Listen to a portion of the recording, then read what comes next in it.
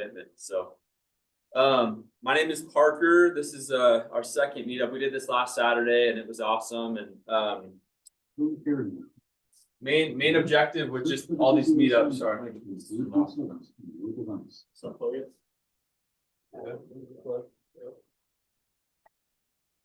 So our main goal with these meetups is I just want to add value, and most people in this room are in sales or in door to door, and my life was changed when I started investing at a young age. And so I hope to add value and help you guys in terms of learning how to invest your money at a young age. And for some reason, in formal education, it's not talked about enough. Like real estate investing, some of the things that are super important in terms of helping us go and create wealth. So that's the mission. There's a lot of reps in here that work with us at Point. There's some people in here that I recognize that work with other companies, which is awesome. Everyone's welcome to these on Saturday mornings. Like this is not just like a Point activity. We want this to be open for anyone and everyone. There's too many people in our industry that just are not spending their money wisely. And so I'm hoping that we can just be a community where people can buy into this idea of delaying gratification and making smart investments at a young age. So there are some real estate professionals here. So there's a couple agents here. Cole's not here today, but there's a lender here last week. He might pull up here in a minute. But anyway, after you're done at these, I would stay around and just network and get to know some of the real estate professionals. And they can be awesome. I plan on doing this again in the fall. And in the fall, this will maybe even feel more relevant because a lot of you guys get paid your back end checks. And so you'll have some cash to go work with to be able to invest. So this in the springtime, this was kind of like a trial to see if this thing works and if people actually pulled up, which I'm grateful people are actually here. So that's awesome.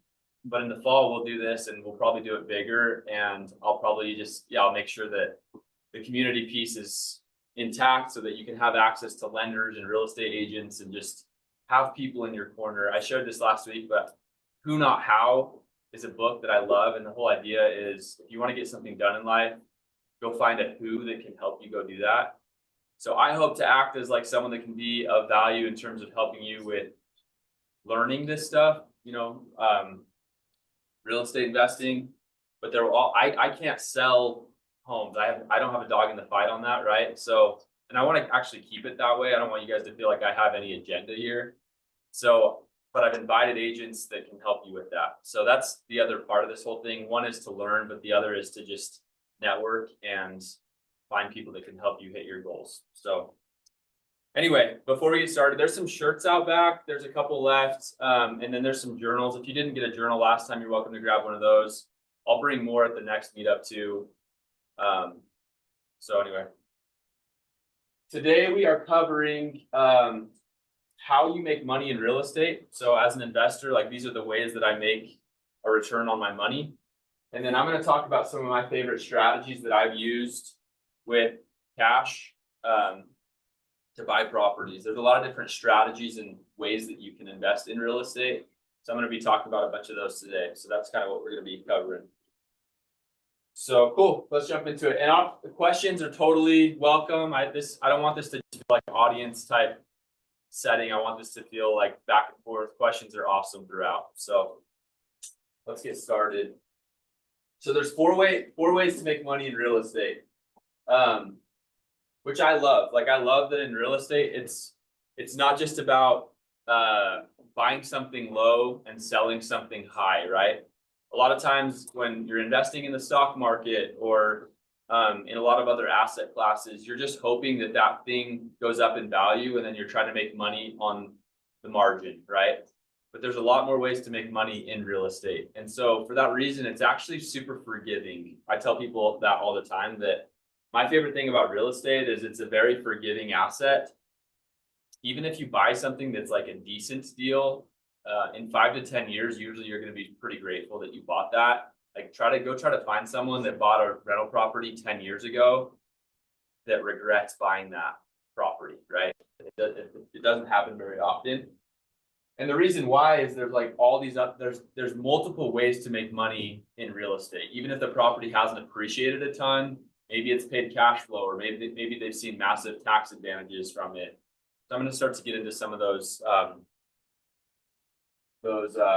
reasons or those ways that you make money. So I call them wealth generators. Number one is appreciation. I'm going to dive into these in a little bit, but what is appreciation just by definition? Like, what comes to your guys' mind when you hear that word? Increase in market value. Yeah, so market value increases, assets appreciate over time, liabilities decrease in value over time, right? So assets would be, you know, rental properties, stocks are an asset. There's a lot of assets that you want to go pick up at a young age, because as you age, they age with you, but in a really beautiful way. They increase in value, right? Liabilities are the opposite. They go the opposite direction, right? So trucks, I have a nice truck, but that thing, like, I think I bought that truck for 60, 70 grand, and it's probably worth today 40 grand if I sold it, right? So not an awesome investment in terms of like, you know, my money working hard for me. So we're going to talk about that today. And there's certain markets that appreciate better than others. There's certain things to look for in appreciation. Cash flow. So we'll get into this, but what comes to your guys' mind when you hear that phrase, cash flow? Yeah, Sam.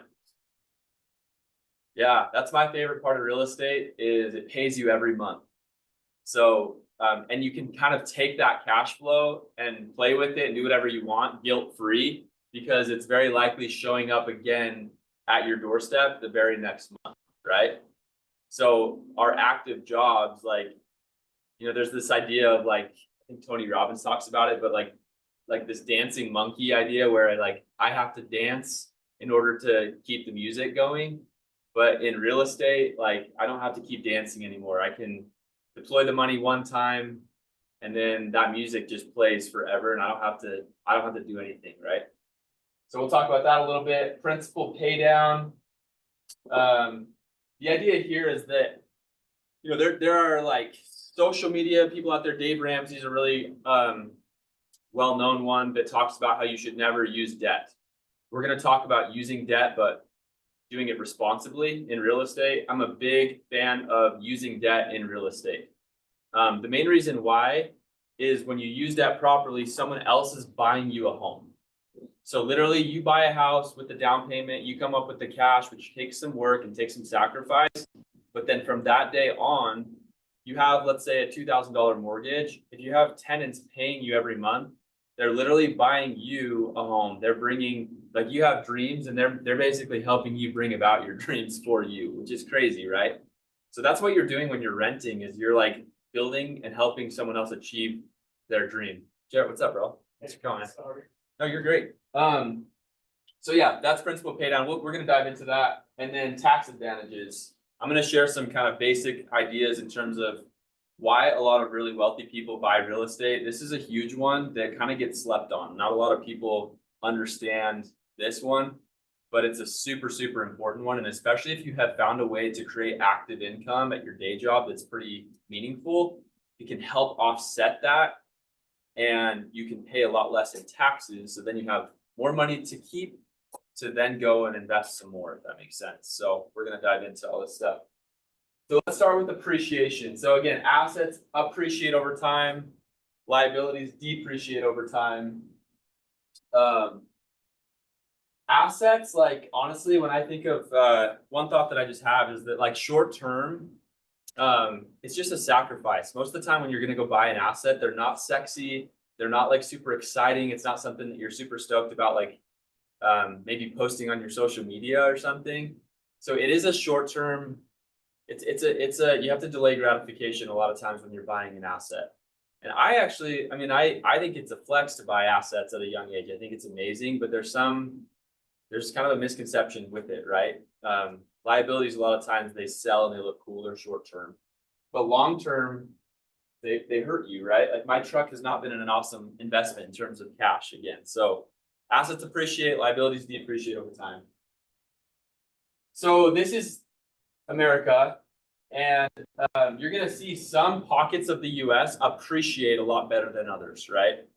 Why is that? Like why are some states, why do they year over year get so much better appreciation and then some barely scratch the surface with appreciation? Why does that happen? What are some factors there that maybe drive that or make that happen? Supply and demand, yes. Job market. Yeah, the economy. So Utah, what's that? I was just gonna say, some places more desirable. Yeah, yeah, like some places have a beach, Yeah. like have good weather. So California, although it's like from a political standpoint, like a lot of people, it's not their favorite, but California likely will always appreciate regardless of what a lot of Republicans think, because it's like the weather's incredible, right? It's 70 degrees year round. There's a beach. It's beautiful.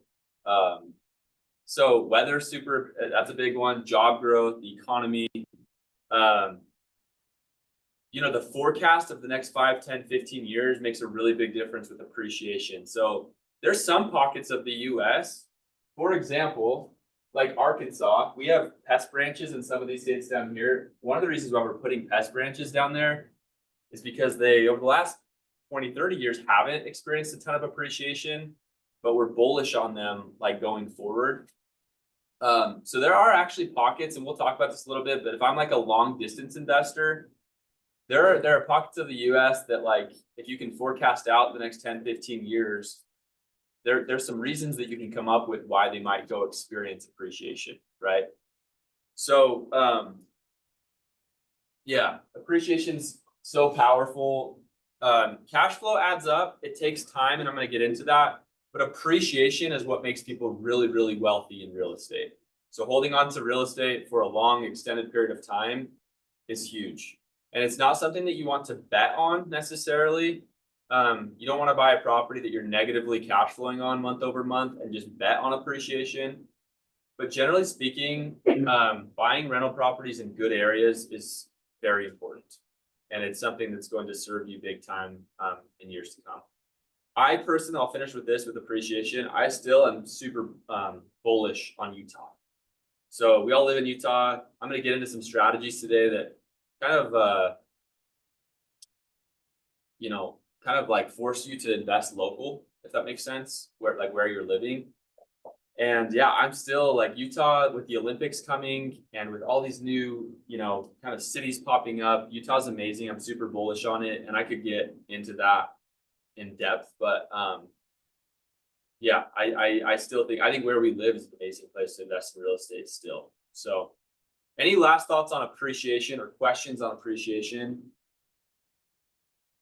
Or maybe any of my real estate experts that are here, just anything else that you would share on appreciation that you feel like I missed? Tyler?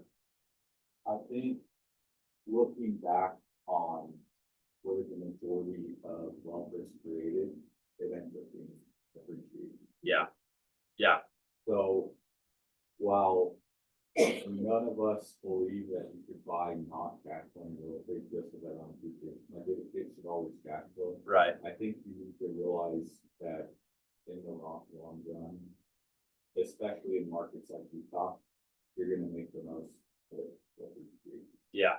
Yeah. Amen. I agree with that. One of the last thoughts I'll share on appreciation is one of the coolest things in real estate is that I get to go acquire an asset.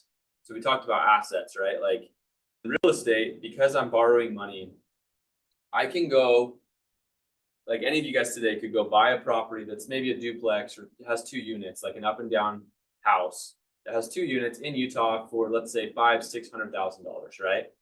But you could go pick up that property using debt and putting down maybe $25,000, $30,000, $40,000, right? If the market does 10%, right, which has been done, it hasn't been done in a couple of years. Utah's kind of flattened out. The whole country's flattened out because of interest rates. But markets go on runs, and at some point again, Utah's market will go on a run. And if Utah's market does, I'm going to use 10% because the math's easy, right? But if Utah does 10% in appreciation in 1 year, and you own a property that's worth $500,000, what does that mean to your net worth? So $500,000 market goes up 10%. How much in equity did you just get in 1 year? 50K. 50K. So 50 G's in equity in 1 year's time, and my down payment was, let's say $30,000. That's an insane, that's an amazing return on my investment. It's like 100% return on that 50K in just 1 year, right? So, and again, in the stock market, in a lot of cases, if I want to go pick up $500,000 of value, I have to go invest $500,000 to go have $500,000 of value in the stock market. But in real estate, because of leverage, I can use a $25,000, $30,000 down payment and obtain an asset that's worth 500K. Market goes up,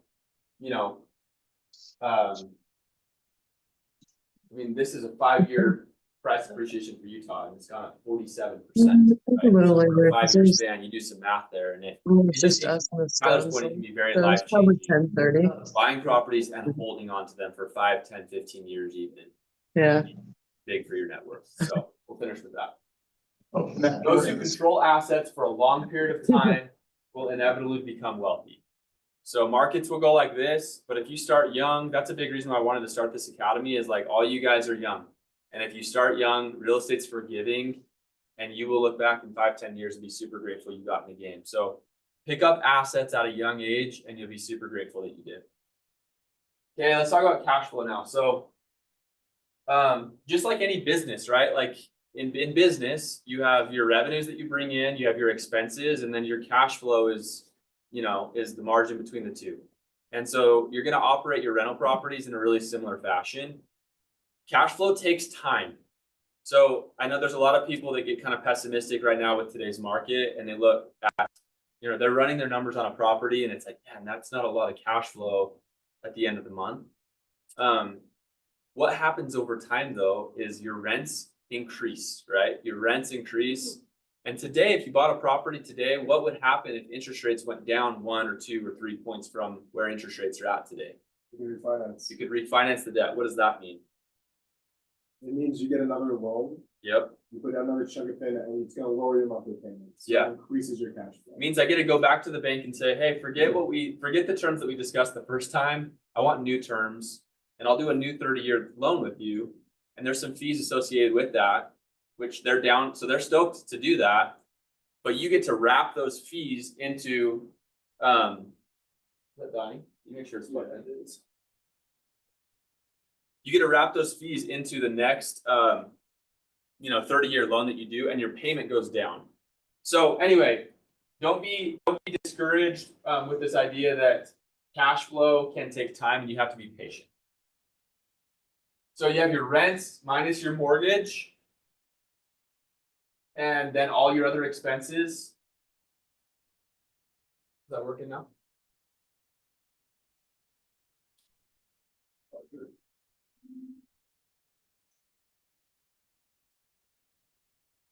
What are some of the other expenses that you might have? So I have my mortgage, which is like a super common expense. What other expenses might I have monthly when I own a rental property? Bliss. Yeah. Yeah, so a fancy phrase that real estate investors will use for that is called capital expenditures. But I'm going to have expenses every month that I just have to. They're inevitable, right? So things break down, roofs. Sometimes I have to add things here and there to upkeep the property, so maintenance, right? So some of that's just inevitable. Tyler, what do you think people should plan on as a percentage monthly? So if I own a property that's worth 500K, that's a duplex, what should I plan on my expenses being monthly for that property? Yeah, so besides the mortgage, there's basically 3 other buckets: CapEx, maintenance, and vacancy. CapEx is those larger, big ticket items like a roof or a furnace or water heater that you can plan for that has pretty much a set lifespan. That's what you're budgeting for every month, so that when it does need replaced, you have money for that. Maintenance is those continual yearly items that come up, or tenants damaging something that needs repair. Yep. And then vacancies, well, I should say vacancy and property management expense. So vacancy is just, you're gonna have times where the tenants aren't paying, where they're not in the property management expenses on top of that. So between CapEx and maintenance, those two are usually between 9 to 12% of the gross rent amount per month. And then vacancy can be, it totally depends on the market. If it's like a really good market and you have a really good manager, it could be as low as 3%, but it could be as high as 10% if it's a rough market. Yeah. Even higher. Yeah. And then property management anywhere from 6 to 10%. Yep. Love that. That's So super those are helpful. all of the growth So those markets. 3 buckets are super helpful, right? So I'll repeat that one more time just for our Zoomers, but said capital. So there's 3 buckets that I have in terms of expenses on top of my mortgage every month Actually, 4 with property manager. Yeah. So 1 is capital expenditures, which is going to be big ticket stuff like a roof, my AC unit, things like that, furnace, water heater. 2nd is going to be maintenance, just day-to-day stuff, it's just kind of wear down stuff. I'm going to have vacancy, which in some better markets. So I would say there's probably a correlation between like markets that appreciate really well and lower vacancies. There's exceptions to that. But if you're in a good market, usually you're going to have lower vacancies. If you're in like some tougher markets where jobs aren't awesome, you can have higher vacancies. Also, your property manager, having a really good property manager can help so you have less vacancies as well. But then, yeah, property managers generally are going to charge somewhere between 6 and 10%. I pay 8% for my property manager, and that's on gross rents. So like if I'm collecting, $1,000 a month in rent on a property and he's charging me 8%, I'm paying $80 a month for property manager at that place. Does that make sense? Any questions on this? Yeah, Dustin. So let's say you buy your first house, let's say you're renting it out, or no, let's say maybe you're house hacking. Yeah. And it's finally full of all tenants, not you. Yeah. Let's say you have a cash flow of, I don't actually know, super realistic numbers. Yeah, $400. Yeah, $400. So how many months out of those 12 months would that cash flow go away from the other buckets that you're going? I think what Tyler's saying is like, the 400, if you're doing it right, is after, if we're doing this right, the $400 a month is pricing in all of those expenses. Oh, so you'll still. So I'm going to do when I'm running my numbers, which we're going to kind of get deeper into numbers the next meetup that we have and how I analyze deals and numbers. But I'm hoping to bake in all that stuff so that after my CapEx projections, after my maintenance, after my manager cost, after my vacancy percentage, I'm getting $400 a month. And it's not going to be exactly that every month. It's ups and downs. Like I have some months, I get an email at the first of every month and it's like all my properties, and I get a message from my manager, like a breakdown of like every property and how it did that month. And some months are happier than others, right? It's like some months I'm like, dude, that was an amazing month. Rents were amazing. I had like no capital expenditures and very little maintenance, and like my cash flow was amazing this month. But averaging out, when I'm doing my numbers, it averages out to $400, right? So that's kind of the way that I think about cash flow. Last thing I'll share on cash flow, it's my favorite. I love it because again, I feel like I can guilt-free spend money on like my lifestyle and the things that I want to go spend money on, because this is showing up every month, right? It's like that golden goose idea where it's like, why would you go kill a golden goose when it lays golden eggs every month, right? So you want to go find a bunch of golden gooses in your life and protect them and talk to them and sing to them. So yeah, cash flow is amazing. Anything else on cash flow that anyone else has questions on or wants to jam on? Okay. This is passive income, right? So last time we met up, we talked about active income skills and passive income. Real estate is passive income, and it's honestly one of the best forms of passive income that I know. Appreciation leads to wealth, but cash flow leads to freedom. What comes to your guys' mind when you hear that phrase? Why is that? So we're kind of separating out appreciation and cash flow and like what they lead to. Any thoughts on that? Yeah, Sam. Appreciation continues to be like the net worth, okay, on paper, Yeah. Assets. Yep. And so when you have a certain net worth, the cash flows that actually have stuff you can do for life at the moment. That's right. Yeah. Yeah. Appreciation, dude. There's a lot of people that are actually very wealthy on paper. Right. Like an Elon Musk, and Elon Musk probably has a ton of cash too. I have no idea what his portfolio looks like, but like a guy like that, he's super, super wealthy on paper. But what if Elon Musk has no cash and none of it's like, coming back to him? Like technically in that scenario, he has no freedom. Elon Musk probably has a lot of freedom, so he's probably a bad example. But just someone that owns a business And they are just like, they don't have money spitting back to them every month, but the same can apply in real estate. Like I could own a bunch of doors. So people use doors and units.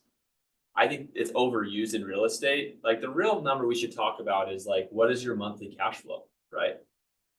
And what's your net worth is awesome. It's also very important because at some point, here's another thought is like, net worth is so important in real estate as well, because at some point I could shut it down and sell some properties and just buy stuff with less debt and have a ton of cash flow, right? So my strategy in my life, I'll just tell you guys, is like I'm actually pretty aggressively chasing net worth, because at some point in life when I get older and I'm like more wanting to just shift gears and spend time with my family, I could, if I wanted to, take a bunch of that net worth and trade it into assets and have less debt, carry less debt on it, and increase cash flow and just have a lot of freedom, right? So anyway, there's a lot of thoughts on that. Mason and then Tyler. Yeah, I was just gonna say, like with cash flow, you're liquid, right? So Yeah. with liquidity, that brings flexibility. Mm-hmm. So all of my money is tied up in this, kind of like what you said, all my money is tied up in this building, Yeah. and I have absolutely no cash to go spend and like do my things. Yes, I'm wealthy on paper, but like, can I live that lifestyle? Yeah. The answer is no. Yeah. The lifestyle component is super hindered. Like, so I think that if you want an amazing lifestyle, you got to go buy stuff that cash flows. Yeah. Tyler. I think from investors, like people starting out the first few years, cash flow is Minimal. really not Yeah. anything to write home about, and it's frankly pretty slim. Yeah. So the market may make big jumps those years, and most of your gain, like 90% plus of your gain is through appreciation. Yeah. That's okay. There's too many investors that look at that and think this is the way that it's always going to be. Yeah. And so, and they see, oh, I made 100K or 200K of appreciation on this property. I'm constantly talking clients off the cliff of selling that property because I got this amount of equity and I'm only making this much cash flow. Yeah. It's like, nope, just hold on. That cash flow is gonna grow over time. And if you're patient, it's gonna be more and more and more freedom. Totally. Which is actually, that's like such a good thought, because yeah, that's like literally my next slide. Be patient with cash flow. As you're running your numbers and as you're an early investor, you're going to be tempted to like get online. You see social media people being like, I make X amount in a month in cash flow. The problem is like usually cash flow is correlated with the amount of time you've owned that property, right? So if you're brand new owning a property, you're not gonna have a ton of cash flow on it unless you bought it in cash. But that's not super realistic. Like to go pick up properties, especially with how expensive things are in cash nowadays. So I have seen that. Like my best cash flowing properties, I have some properties like that pay me literally $2,000 a month in cash flow just on one building. But I've owned those properties for 8 years, like 7 to 8 years. The most recent ones that I bought, like I have some that barely cash flow and some months that sucky and they're negative cash flow, right? Like that are the most recent ones. And so with those, I'm like playing the waiting game, right? So be patient and just understand that short term, you're just trying to accumulate assets. That's what you're focused on. And in 5-10 years time, rents will come up, rates might go down a little bit, and you will be rewarded for just being in the game.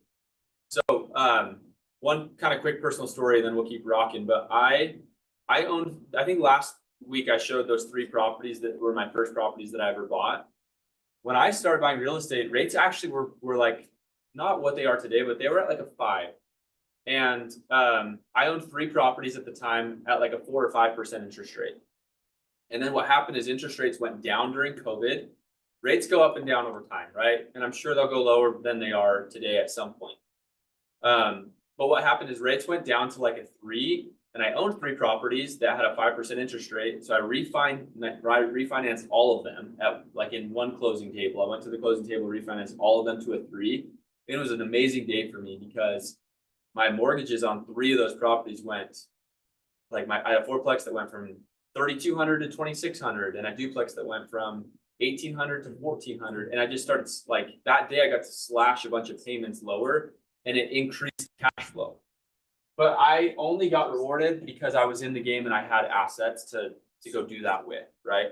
So that's a super important thing to just remember is like, you gotta get in the game and then you will get rewarded for being in the game, not in the bleachers, but like on the field participating in the game. That makes sense. Sam?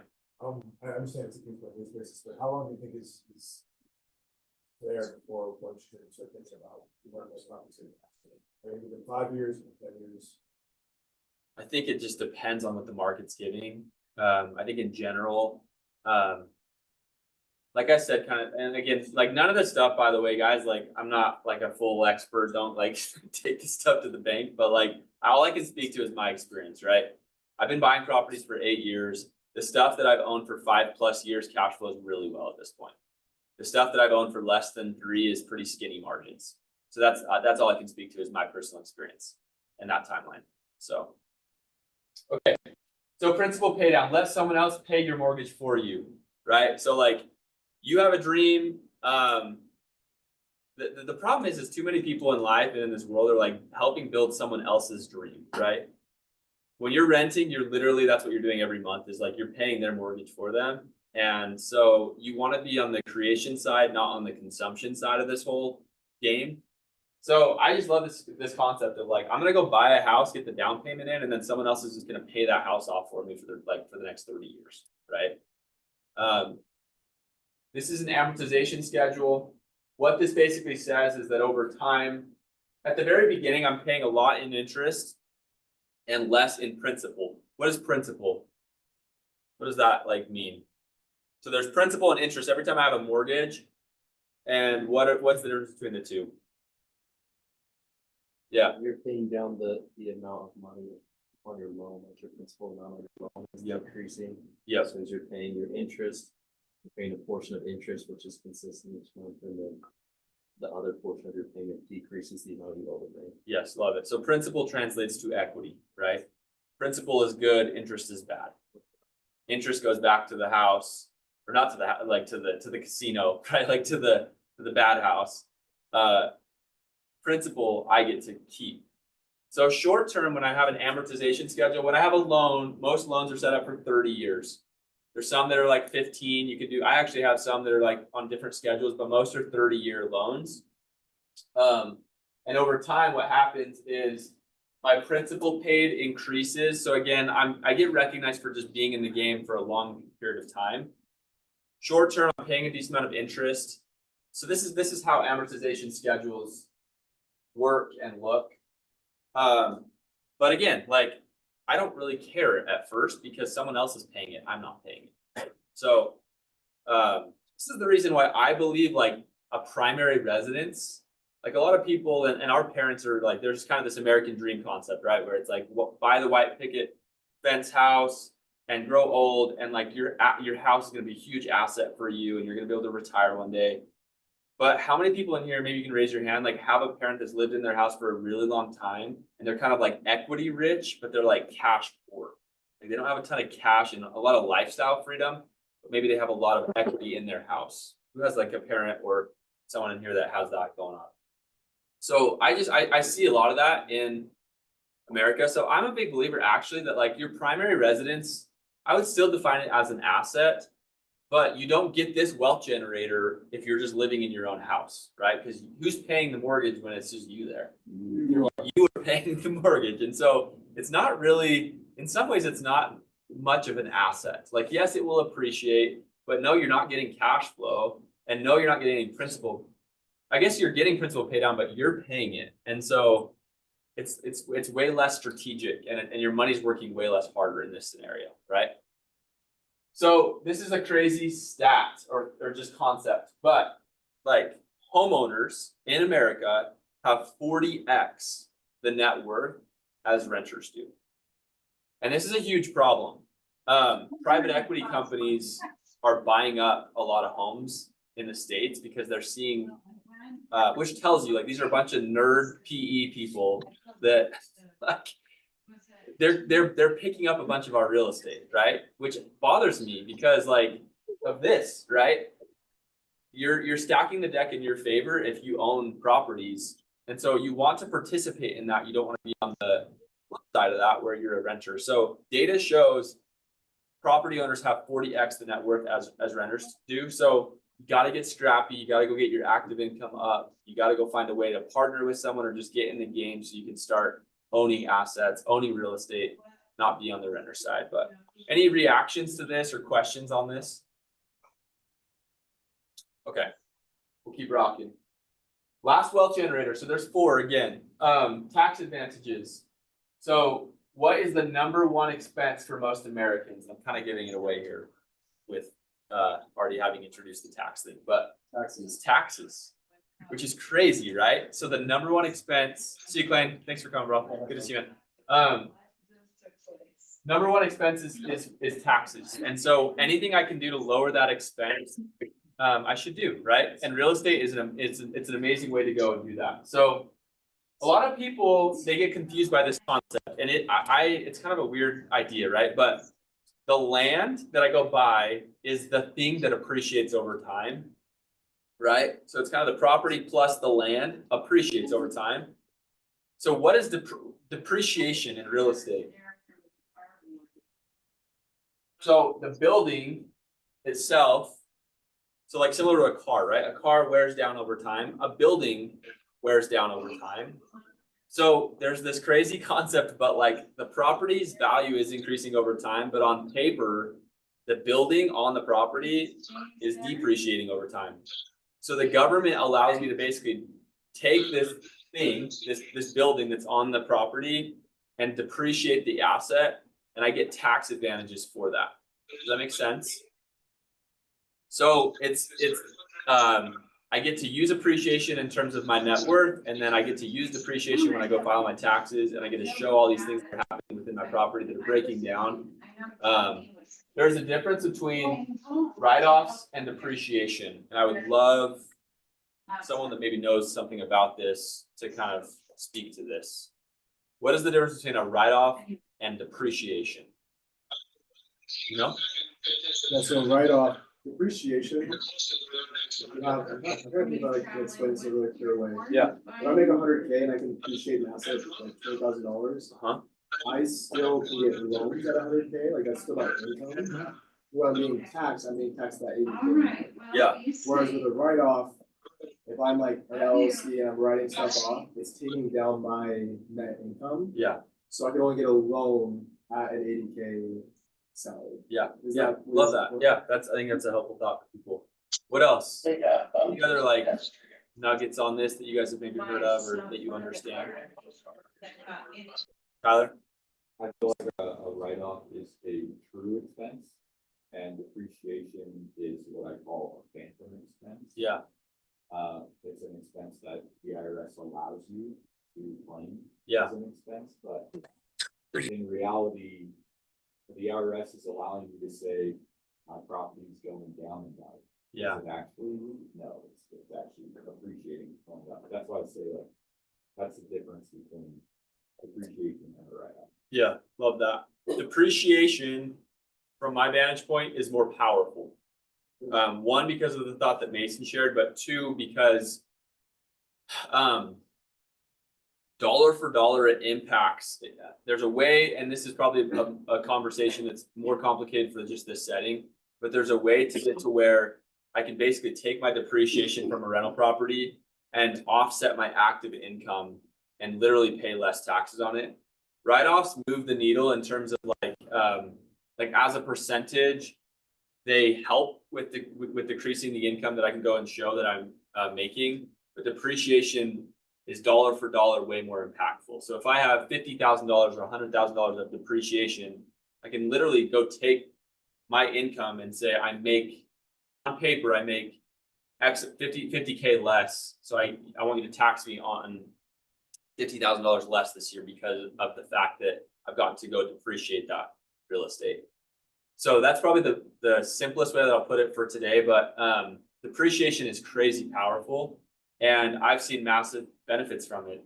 There's some more complicated things that you can do with depreciation that I would love to help you guys with one-on-one, and just kind of some advice that I would love to give you. But I've done some things on some of my properties that have allowed for really serious depreciation and paid way less taxes because of it. So we can leave it at that. But I'll just, I guess, finish with this. Like, there's a lot of really, really wealthy people that use this as a way to not have to go fork out a ton of money in taxes every year.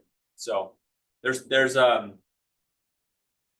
last thought, but like, there's a schedule. So that amortization schedule that I showed, as far as like my debt being bought off with the bank over time, there's a similar thing with depreciation when I buy a property. So there's a schedule that I get to use over time, and the government basically allots me a portion every year for about, it's like 29 and a half years, 27 and a half years. And then commercial real estate, there's like, it's like 30 something years.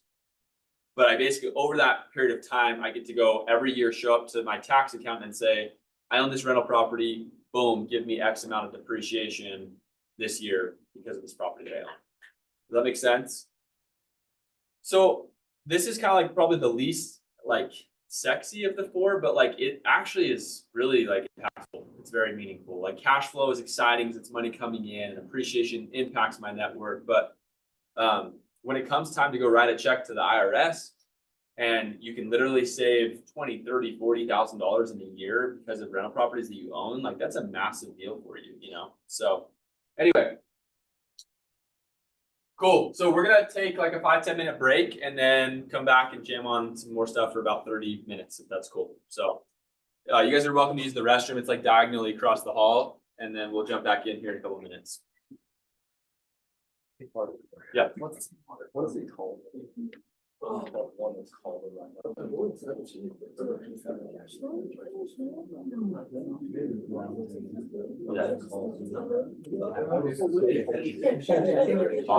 So there's two ways to depreciate real estate. The first one's called straight line depreciation, and that's like the one that most people use.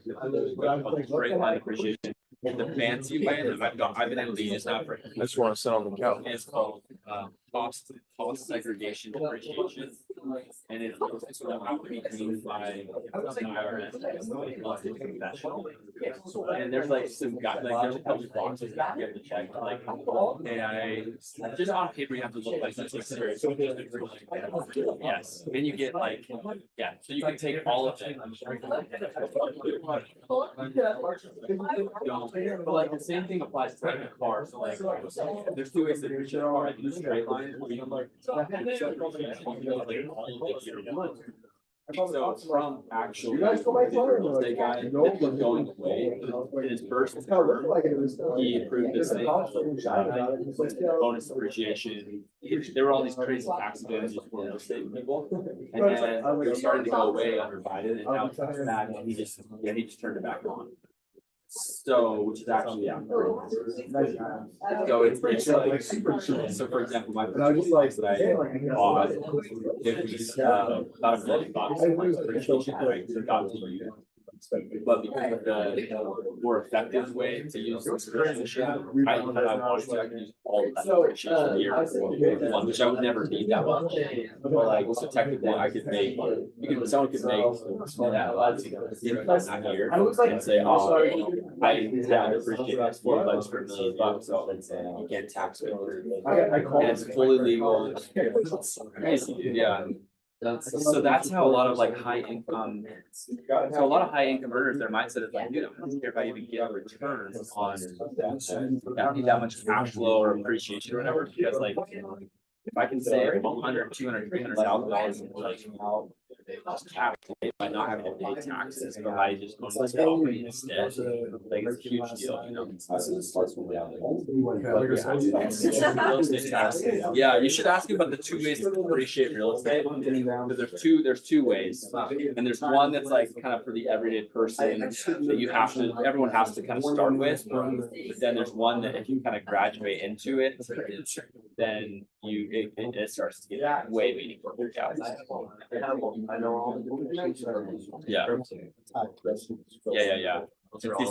That stuff like cool. It's different, yeah. So like I don't even remember a lot of that stuff, but in real estate, there's your two paths. And the one still like moves the needle and help, but the other is like makes sense. So are you still? Yeah, that's the beauty of it, is like when you refinance something, it just stays there. Yeah, so until the loan's done. The market is 20%. But Well, no, so like interest, that's an interest rate thing, so like interest rates today are probably 7%. So, or 6 to 7%. But those current, today's interest rates don't impact me because I'm locked in. For those. For those things, yeah. So, don't worry, bro.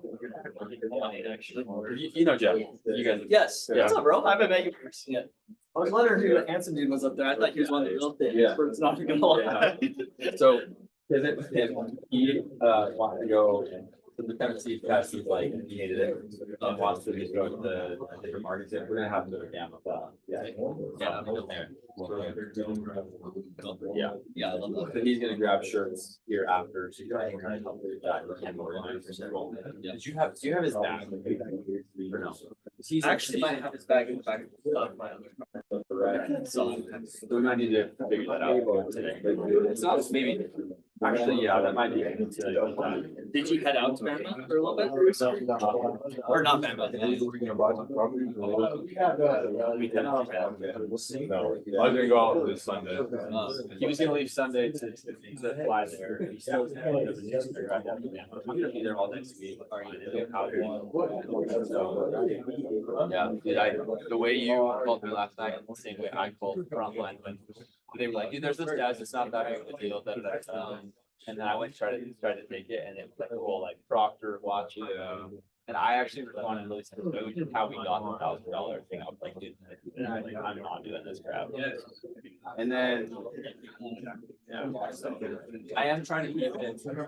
We also need a lot of reps to support it. So we just need to keep on like kind of DL in here.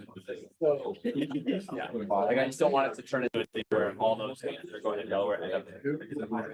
We're gonna honor a big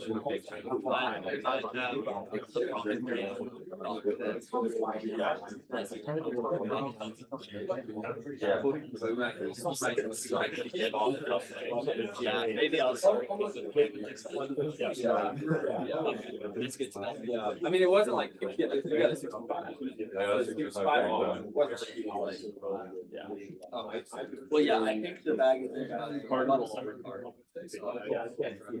Yeah, so yeah, today, I had 2 pounds of shirts, jacket, our car, all kinds of stuff. We're gonna have to kind of get it out and Well, I might actually not. Because I mean, the first is, or the 31st is Monday. March, in March, so I don't know that.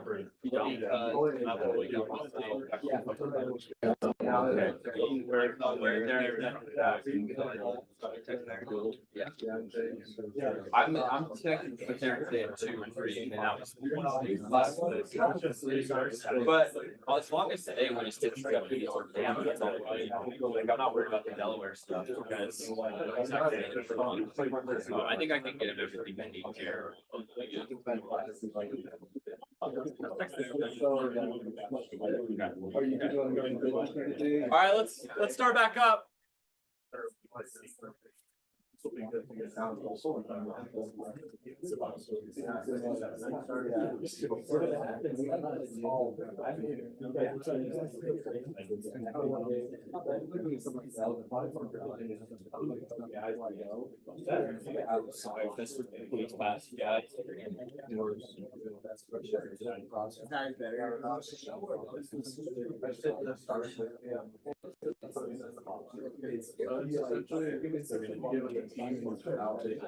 All right, let's do it. We'll start back up. I don't want to take you guys this whole Saturday. So. Okay.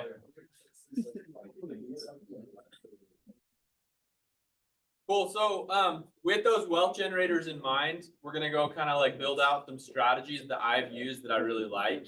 And this is not covering like all strategies that you could do in real estate, but these I have 4 or 5 picks today that I like, that I've used, that I can kind of speak to. So yeah, let's learn what these are and just kind of jam on these for a while. So how to choose your strategy, right? So there's a lot of ways to invest in real estate. A lot of it depends on what appreciation thing and the cash flow thing. the taxes thing. So a lot of it depends on like what your love language is or like where you're at in life, right? Like if someone's older and they're like, I am tired of working and I just need income to like sleep at night and I don't really care what my net worth is or how much I'm growing in terms of that. I just want like X amount of money per month showing up.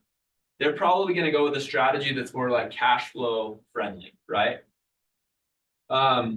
You guys being young, I would recommend, and I think Tyler kind of said the same thing, like I would try to just focus less on putting these massive down payments in properties and getting a lot of cash flow at a young age. I would try to just accumulate properties with smaller down payments and just like scale up so that you can get some net worth, because your net worth can then translate at some point. You'll have options and it can translate into cash flow. But I think like this, I would lead with this question, like what is important to me, right? What are my main goals? Where do I want to be in a couple years? And I would start with that question. The other question is just like, what am I willing to sacrifice in the short term? So some of the strategies that I'm going to talk about, they do involve like living in the rental property, and maybe it's not like the nicest property that you've ever lived in, right? And if you or your spouse aren't on board with that, then you may consider a different strategy. There are strategies that involve not living in them, right? And that might work out for you if you're just like not down to live, in that rental property. So that matters a ton. Like, what am I willing to go give up is another question that you have to like think through when you're trying to figure out the strategy that you want. How active or passive do I want to be on this thing, right? Do I want this to be some work? Am I willing to manage my own property and deal with kind of like taking some phone calls from tenants for a couple years? I think it's probably necessary that you do. But if you don't want to go that route, there are even strategies that I won't discuss today that are like fully passive, right? There are groups that raise money for real estate deals where you basically write them a check and you don't do anything. Like you don't even own your own property. You're basically an investor in someone else's bigger deal. And you get a lot of those wealth generator benefits, but you're like super passive and you don't have to do much. So we're going to talk about that. So yeah, how involved do I want to be? Do I want this to be like another job for me? Because it kind of will feel like one in some cases to start. Or do I want this to just be super passive? We good on camera stuff? Yeah, it just disconnected for a second for some reason. Back up. Okay, cool. So first strategy is called house hacking. You guys have probably heard this one. Corbin Church talks about it a lot at BYU. It's one that I love. A lot of these Cassidy and Tyler, these guys, like that's real estate agents. This is an easy one. Like the barriers to entry on this one are pretty low, right? They're low because you can put little money down. So we're talking $20,000, $30,000, $40,000 as a down payment to get into a rental property, which a lot of people can come up with in just one summer of selling or whatever, right? Which is why I love my day job, because there's, we have a vehicle where you can go and get that cash and participate in something like this. But 3 to 5% down. So again, if I have a $500,000 duplex that I'm going to buy, 5% down to that's $25K, super reasonable. And I think a lot of people can pull that off, right? You get a better interest rate when you're house hacking and living in the property. Why is that? You guys know? Why do I get a lower and maybe like better terms with my lender if I'm living in the property? Mason. Whenever you get a better interest rate, it's because there's less risk. Yeah. So for them, it's less risky to have you living there than have other tenants, so they'll give you a better deal. Yeah, love that. Also, I think that like the government wants to incentivize homeownership, right? I think there is this thing where like I said, these private equity groups are scooping up a lot of properties throughout the country. And it's kind of like, in a lot of ways, it's like the government's way of like pushing back against that. Like they want people in homes, so they're willing to allow lower down payments. They're willing to give you better terms if it's your home, like if you're living in it, right? So this is kind of your way of gaming the system. A house hack by definition is basically a property where you're living in it, but you're also renting out a portion of the building. So if you're single, you could do a townhome and you could rent out the other units by the bedroom, right? If you're married, then you're probably wanting to look for like a multi-unit. 2 to 4 units is ideal. Anything above 4 units, so 5 units and above, is considered commercial real estate. And so you want to be looking for 2 to 4 units is like bread and butter for house hacking. Okay, so 2 to 4 units. You're single, you maybe have this kind of a wider net. You could do the whole like rent by the bedroom thing. And honestly, like, because there's a lot of married people like me that look for those 2 to 4 unit deals. If I'm single and I have some cash, like I actually would look, you're probably gonna be less competitive for some of those types of like 1 unit properties where you can rent a lot of bedrooms. So I don't know, any thoughts on that? Questions on that? Okay. So another benefit is like you get to learn how to be a landlord in a really like easy way. Like you're living there, it's not that complicated or burdensome. You're not driving, you know, like you're basically, it's just your house, right? So super simple, and you get to kind of, it's like training wheels for being a landlord. So I am huge on this. I think that most people should start with this as their first strategy, honestly. I think it's the best way to start and get into real estate. Find a place where you want to live, buy a property that allows for a separate entrance. We still do this. So like I did a bunch of these types of house hack deals. I'll actually show.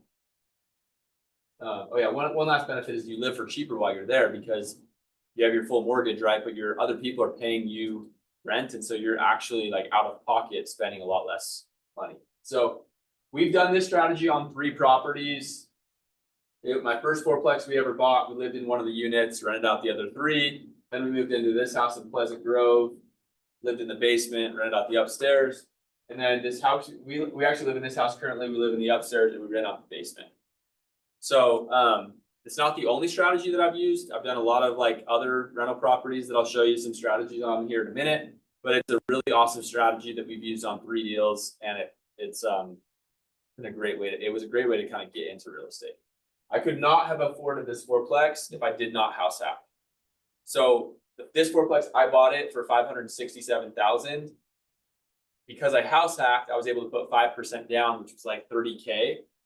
If I didn't house hack, so here's the last part of not house hacking. If you don't house hack, who knows how much I need to put down on a rental property, Sam? 25, yeah, in a lot of cases, 25%. So 25%, there's probably programs out there that'll do 20%, but there's a lot of lenders that will force 25%. What is 25% of 567,000? It's a big number, it's 6 figures, right? It's 100 and something K.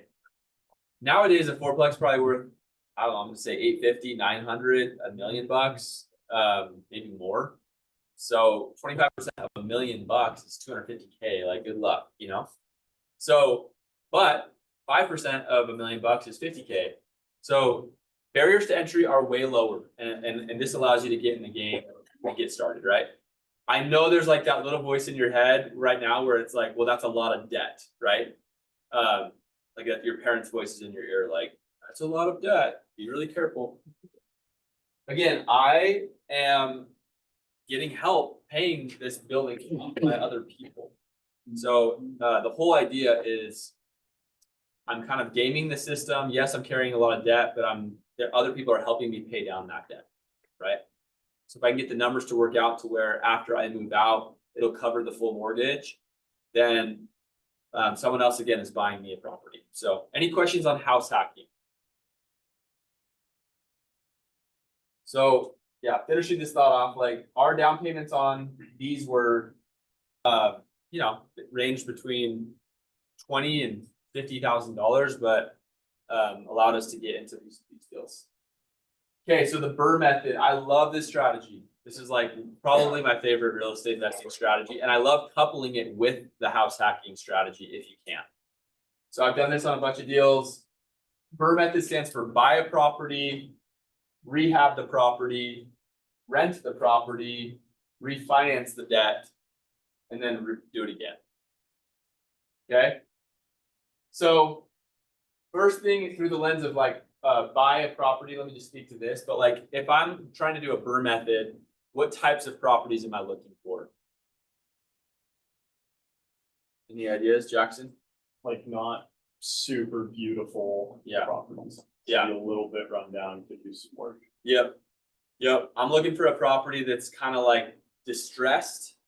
Not awesome, not something I'm like probably super proud of or like super excited to move into. Maybe it is, and maybe it's just for sale for a sweet discount, but like I'm looking for something where it's like I could do a little bit of work to that property, but that little bit of work probably would turn that thing into a pretty valuable property. That's my mindset with it, right? So I actually, I'm gonna just show a picture of like one of these, but this is probably one of my best Burr method properties that I've done. Tyler helped me buy this property. I bought this property and really like it was not super ugly inside. It was fine. I bought it for 320K. It needed the kitchen downstairs needed to be kind of remodeled. They actually the previous people had taken out the kitchen downstairs, but there was like plumbing for the kitchen downstairs. And I found that out as we went and looked at it. And so that was gonna cost me like literally maybe $3,000-$4,000 to go like add a kitchen in the basement. And then it had this really big one bedroom that kind of looked like this room. It had like multiple windows in it. And I was like, hey, let's just throw a wall up. There's already a door for both. There were 2 doors to this big room. And it's super valuable to add a bedroom. Adding bedrooms in houses can increase a lot of value, especially when you're going from like 3 to 4 or 2 to 3. It like increases the value a lot to a point. So we did that. And that costed us maybe a total of like $7K. Right. So I bought this property. We used the house hack strategy to get it for 16.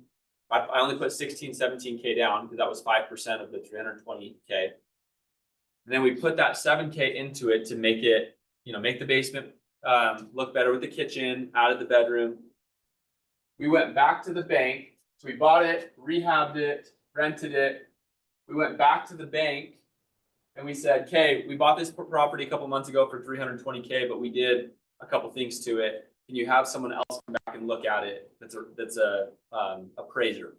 So an appraiser came and looked at it when we went to refinance the debt, and they said, awesome work. This place is now worth $390,000. So that was just a couple months later. So I had forced 70K in value by doing a couple of those things that costed me 7K, right? But now my rents I get to increase as well, right? Because before they were actually just living in the whole house. I was able to move into the basement and rent out the upstairs, and then now we don't live in either of them. But I get so much more rent. So much more rent is available because we did that to the basement, right? So that 7K investment forced 70K of equity, but it also allows for a ton of rent upside as well. Does that make sense? So I love this strategy because like nowadays with this market, it's almost like necessary to do these types of strategies. Because if you just get on the MLS, you get on Zoom, and you're like starting to run numbers and starting to learn about real estate, it actually can be pretty depressing because you're like, dude, I don't see it. Like, how does a property cash flow? Because, I'm only seeing the rent potential on this building to be 3,000, and the mortgage from the math I'm doing is going to be 3,500. So I'm going to lose $500 every month, right? This strategy is a huge way to like combat being in a market that's tough. Does that make sense? So you have to learn strategies like this, and this is one that I would definitely recommend, is using this Burr method. Forced appreciation. I want to talk about this concept because this is related to the Burr method. What is forced appreciation? So we talked about appreciation earlier today. What is forced appreciation? Yeah. Just like what happened when you buy the remove from the kitchen or whatever, then the Yeah, so there's natural appreciation, which is like I showed that map of like country, and like some markets naturally appreciate better than others, right? Utah has pretty good natural appreciation because it's a cool place to live, and there's mountains, and the church is here, and a lot of people love that, and the economy is good. There's a lot of amazing jobs here, so it's naturally appreciating. But if I go buy a duplex and I do X, Y, and Z to that duplex, I am forcing appreciation. I'm basically like putting the ball in my hands and saying, I'm going to go drive the value of this property up. So when you do that and you use forced appreciation, you get better cash on cash returns, and you get more control of your returns. So again, like I love real estate because I get more control. If I just go buy stocks, I'm basically saying like, dude, hopefully that CEO knows what he's doing, right? But in real estate, I get to go say, that's a cool duplex. It looks undervalued. I want to go do X, Y, and Z. If I do that, like this thing is gonna be worth Y. And it's like objective. It's like not emotional, right? And if you have a good agent, like these guys, like they can basically say that place after you do X, Y, and Z will be worth Y. And so you're not gambling as much, in my opinion, if you take this type of strategy. So yeah. Do you wanna explain cash on cash returns? Cause I bet there's a lot of people that don't know. Yeah, so cash on cash returns, which I'm gonna dig into at the next meetup, but at this one, I'll just say, basically, it's a measure of how hard my cash is working. So if I have $20,000 that I've invested into a property, it's how much cash is coming back to me in cash flow every month. And it's a really good measure of, is this a good investment or not? In terms of like, how hard is my money working for me? You're gonna get better returns on your cash when you do creative things like this strategy. Any questions on the BRRRR method? Cool. So yeah, I'll share one more example of just like forced appreciation. So this is a property that I bought for $340K. This is south of Provo. We bought it, renovated it for about $40,000 is what it costed us. So we had $380 into it, right? Between what it was worth and our renovation. And then we went to get it appraised, and it appraised for I think $430,000. So we had $380 in it. It appraised for $430. So we forced how much equity? $50K. So forced $50K of equity. So we went back to the bank. So we bought it, we renovated it, we rented it out, we refinanced it. When we refinanced it, they said, now this is worth $430K, not $340. So we had forced a lot of equity in it. And then when you go back to the bank, you have all this extra equity in your property, and you don't, like, the numbers just work way, way better. And I'm going to get into numbers kind of more so the next time we meet up. But when you go force $50K in equity, it makes your numbers look a lot better. Your cash on cash returns are a lot better on that deal, right? So that's a lot better in real estate investing than finding a duplex that's south of campus and saying, I'm gonna go buy that property that's worth $430,000, right? Because I've extracted that value already now, and the new person that's going to buy that, like, they're getting handed the end of the stick that's like already like, this is the upside, like this is what it's worth now, and you can't go extract a ton more value. Now you're just gonna have to go wait for natural appreciation to go do its thing, which is fine, but there are better ways to invest in real estate. Does that make sense? So don't bet on natural appreciation all the time. See if you can go find a way to force some appreciation by getting creative, finding kind of undervalued properties like this and fixing them up. By the way, I am not handy at all. Like my sister would tell you, like I can't even fix anything. So I have some contacts, and as you guys buy properties, part of this community again is like my goal is to help you with that. But yeah, you're gonna hire people to do this for you. You're not gonna do it unless you're handy. Like Parker's handy. There's some people in here that are handy, but I'm not handy. Parker's actually worked on this property. Yeah, remember that? Yeah, back in the day, dude. So. All right. Any questions on the BRRRR method? Yeah, Sam. Just real quick, I have a question with sort of forced appreciation and natural appreciation. I mean, so you said you got it appraised after you were doing rehab. Yeah. So it got up 50K in equity. Yeah. And then that year, the market does, 4%, let's say, that's 4% of the four. Of the 430. Yep. So by the end of that year, it might have gone up about 7%. Right? Yeah. Yeah. So forced appreciation is one wealth generator, but now I have like, so in some ways, if you like really break it down, there's even more wealth generators, right? Because like appreciation has two pieces. It has natural appreciation and it has forced appreciation. And again, I love that component of like more control. I get to go participate in this thing. It's a skill that actually can translate to like faster, better returns.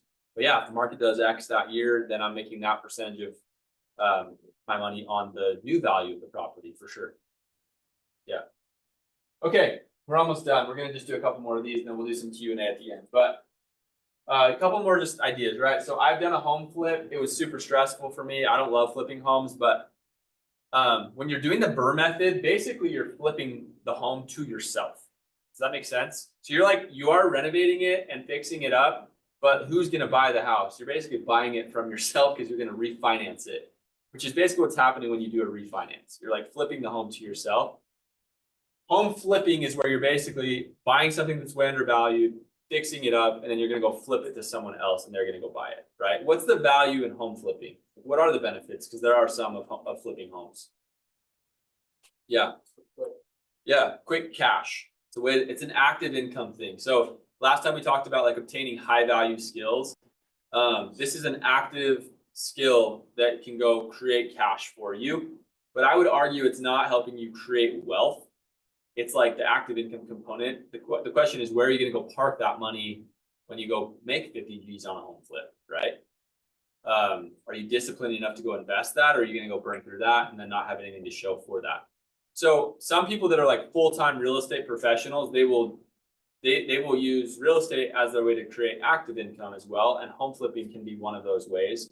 I actually have done a home flip and it worked out really well, but we got actually way lucky on it. But for me, it's like stressful because I think you're kind of like a little bit playing the timing game and the crystal ball. I like investing in real estate where my mindset is like, I'm married to this thing for 10 years. I don't care what happens next year or the year after or in 5 months. Like I'm just playing the long game, you know?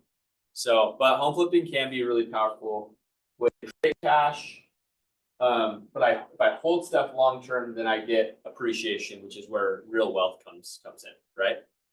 Any questions or thoughts on that, Tyler? I think the biggest difference for me when I look at the two strategies is when you pay the tax or if you pay the tax, like the actual tax liability. Way good thought. So explain that. When you flip a home, usually you're doing so in less than a 1 year period of time, which means you're taxed at usually like whatever your income. Like capital gains. Well, not even that. You have for capital gains, you have to hold it for I think 1 year or something.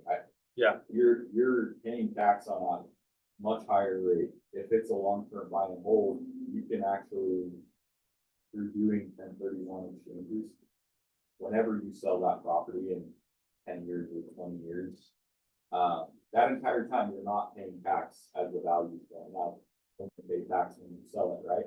When you do sell it, you're probably putting it into a bigger property, rolling that tax liability into the next property via a 1031 exchange. And yeah, way good thought. So what Tyler's saying is when I flip a home, I pay taxes. It's treated as ordinary income actually. If it's within a year, you're right. So it's like if I made 50K on the flip, it's basically just lumped onto whatever my active income that year was, and I'm paying a lot in taxes on it.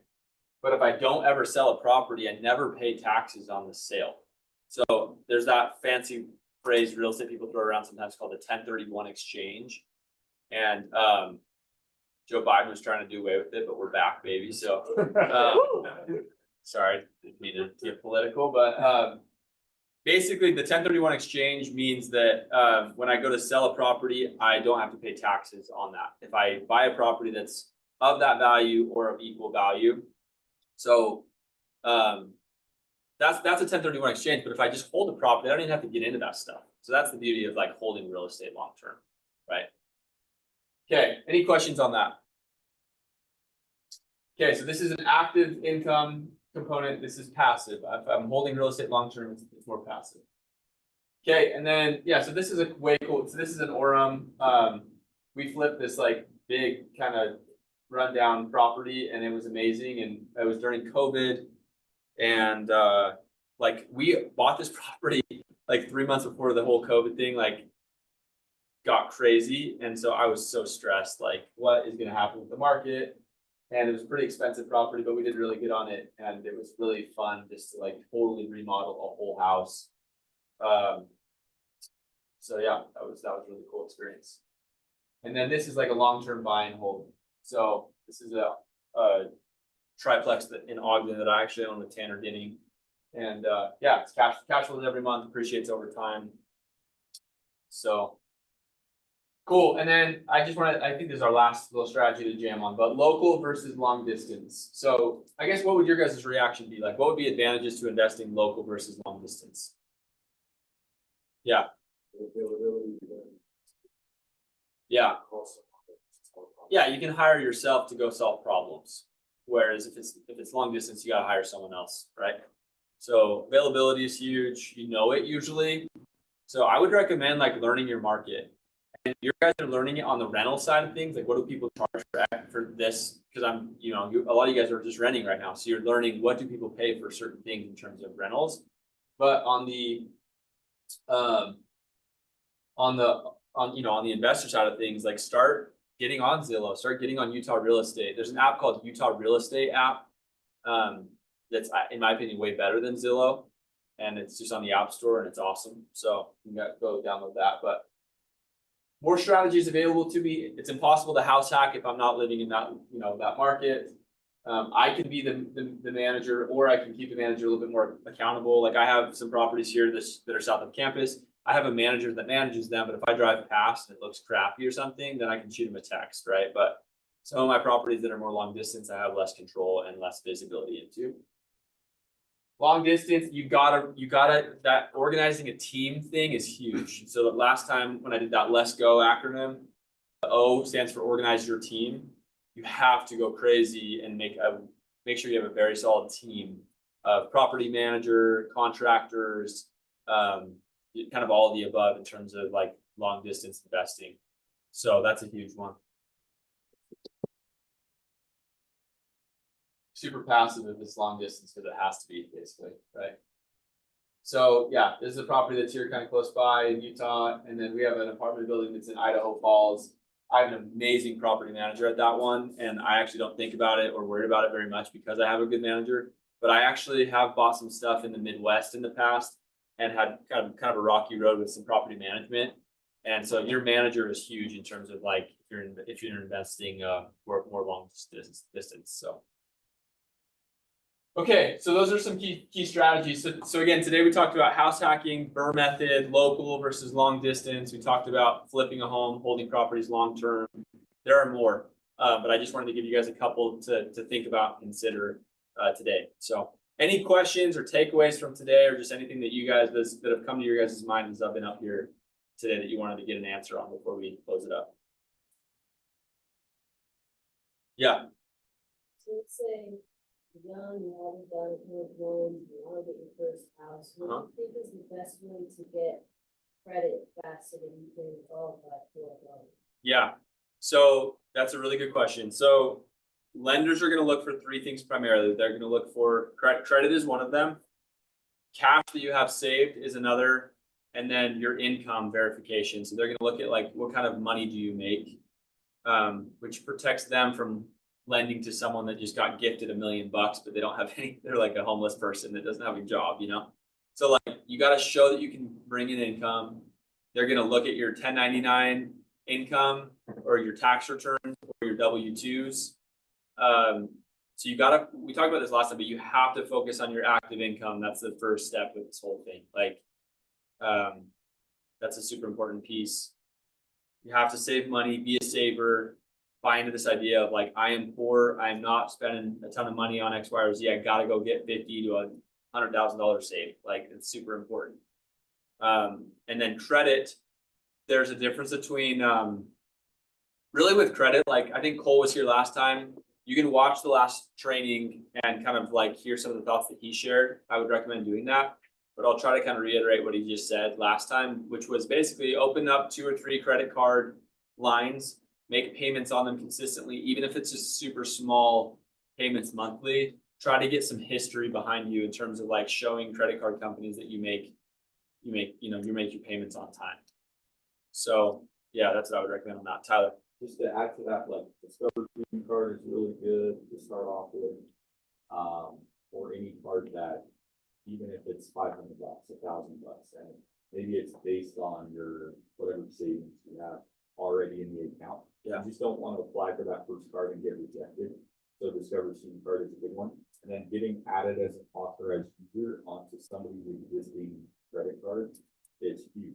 If you're going to inherit that entire credit history, If that card's been open 5 years, that's gonna boost your credit a ton. I would just get at least 2 credit cards starting out, either like one authorized user and maybe one discovery student card or something like that.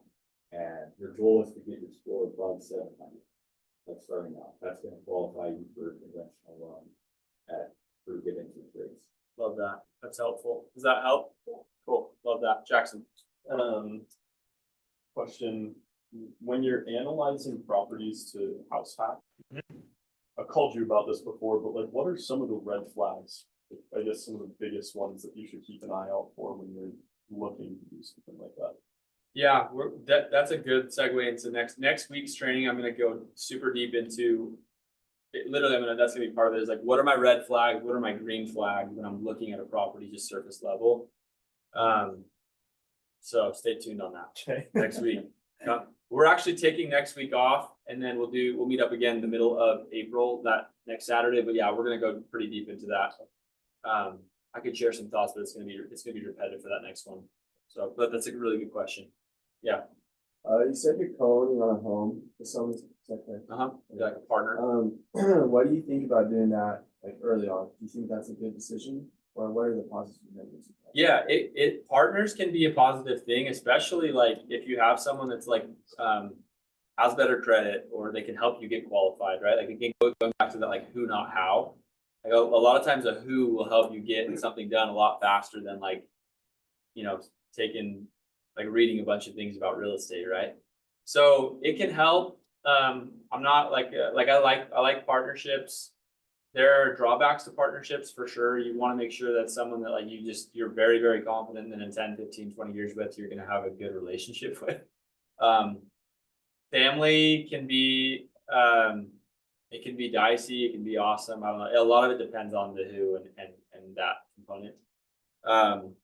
Sometimes partnerships can be pretty cool because you can kind of like add value to each other, right? Like, so I think that sometimes there's this idea of like house hacking. Like you might have a dad or a family member that like has good income and they have good credit and they want to get into a rental property here close by.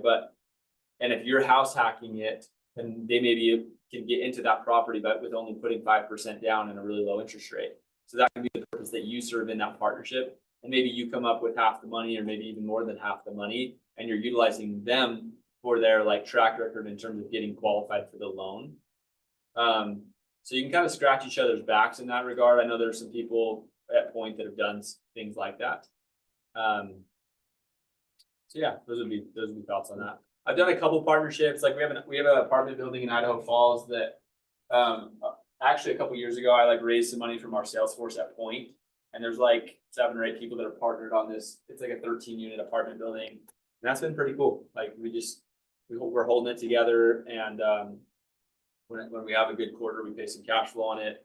Right now on that one specifically, we're kind of being careful on paying cash flow because we have a really good interest rate on it. And we have to refinance it in 2 years. Anyway, but yeah, partnerships are cool. Any other like thoughts? Yeah.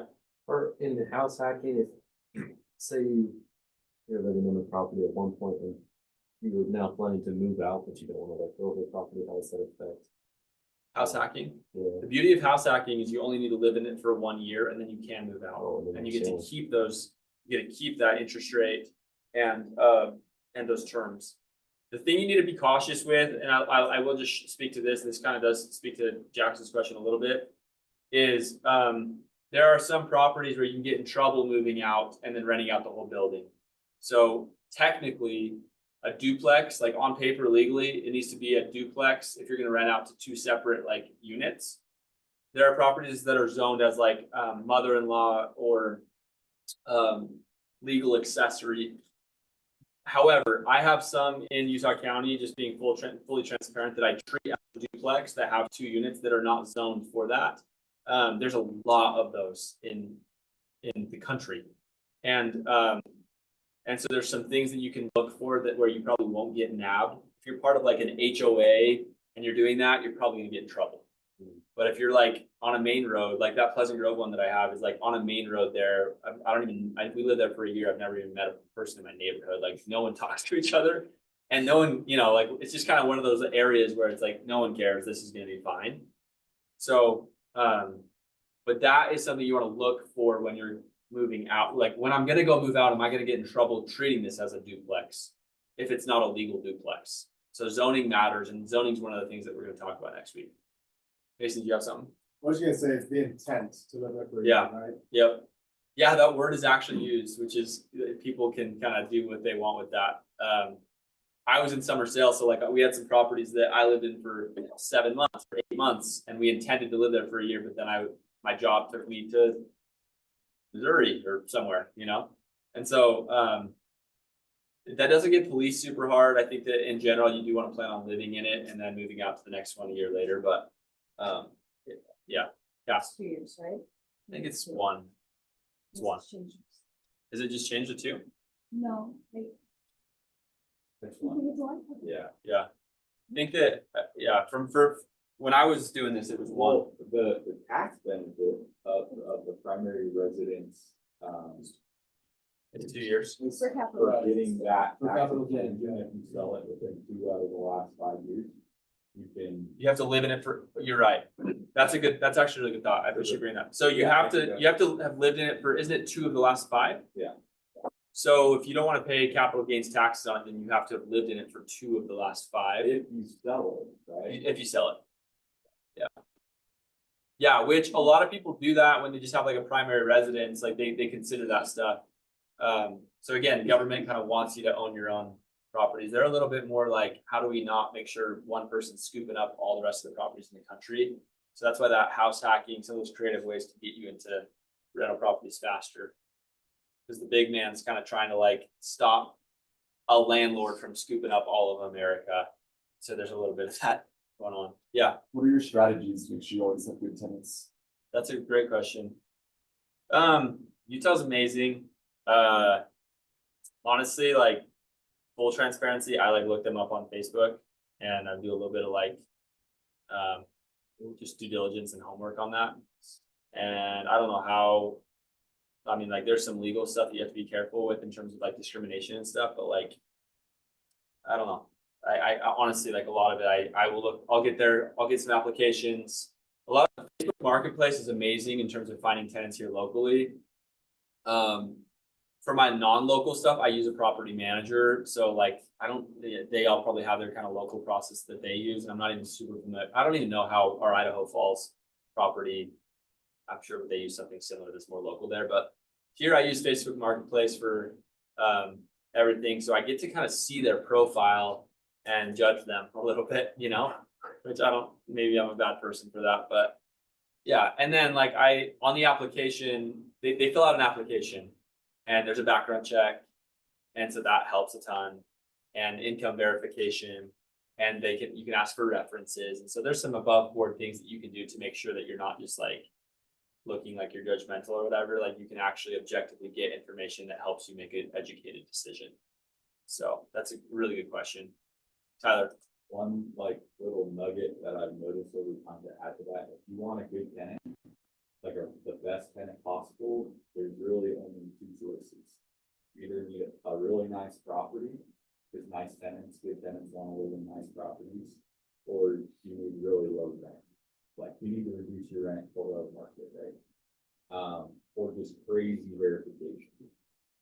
But it's like finding a needle in a haystack. So usually you end up just renting it a little bit below market to try to find a really good tenant, or make that property at, even if it's in not the best area, if you make it clean, nice, like maintained well, then you're gonna attract the higher quality.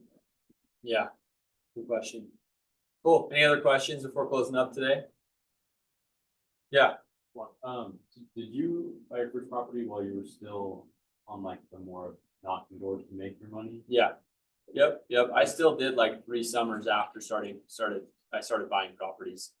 So yeah, I was still very much, it was like 2 or 3 years into my door-to-door thing is when I started, and I did a bunch of summers after that.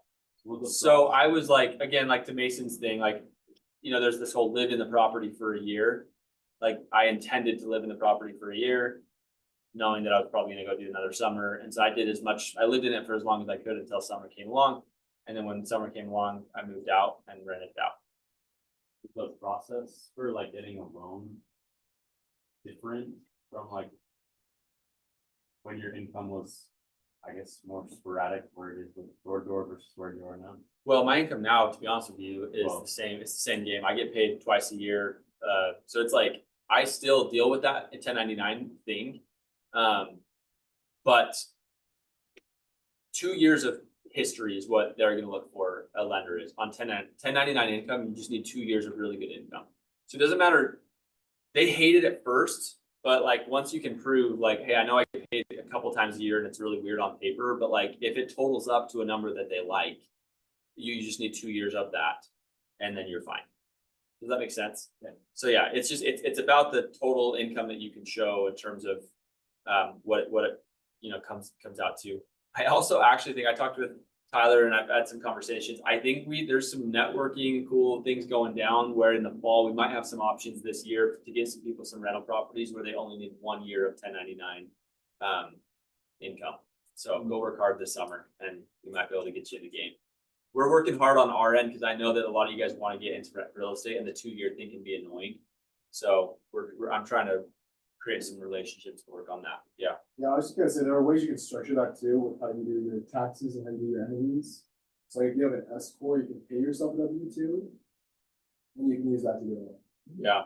Yeah, there's creative things, but I think in general, long term, you need there's 3 things you gotta focus on. And it's cool because there's just direct alignment. Like the whole goal of this thing for me, one of my agendas, if I do have an agenda, is like I want you guys just thinking bigger and more committed in terms of like your day job, right? Because like if you want to go get into this game, you have to earn your way onto the field. And so yeah, you gotta go work hard to go work on those 3 things: the credit, the income, and the cash that you have saved. So anyway, much love. Thanks for coming. I will be here again in 2 weeks. So we'll do this last one in 2 weeks. And we are going to go deep in numbers and kind of get more analytical in that one. So try to make it more.